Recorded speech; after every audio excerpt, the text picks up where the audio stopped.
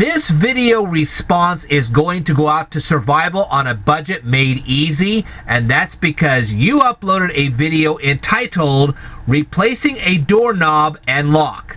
I watched your entire video, and I had a few questions about your video. Now, I know it looks like I'm doing a live stream here. I'm really not. I just happen to have my notes here on my laptop. That way I didn't have to print up a whole bunch of paper and waste a bunch of paper, and I'm sure you understand that. So, let's get into the questions, shall we? And we'll see what your responses are. You can either leave the answers down here in the comments below, or, if you want to, you can make a video response to me. I'd love to see it.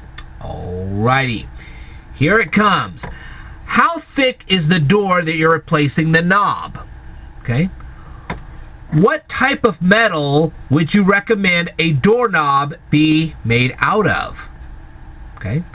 What type of wood would you recommend a front door to be made out of? And not just the wood inside the door, but the material on the outside as well. You don't want the wood to warp, and you don't want it to be discolored because it had a little rain on it, that kind of thing. So I was kind of wondering, what would be the best wood for the interior part of the door? And like I said, when you cover the wood part with the outside, what would you cover it with that wouldn't stain or warp or something like that? What would be a good covering?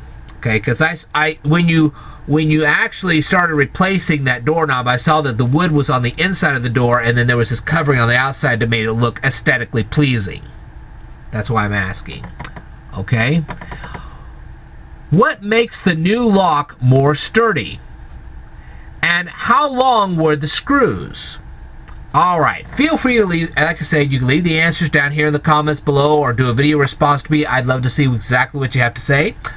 Alrighty, and if you happen not to be Survival on a Budget Made Easy and you're watching this video right now, feel free to go over to Survival on a Budget Made Easy's YouTube channel.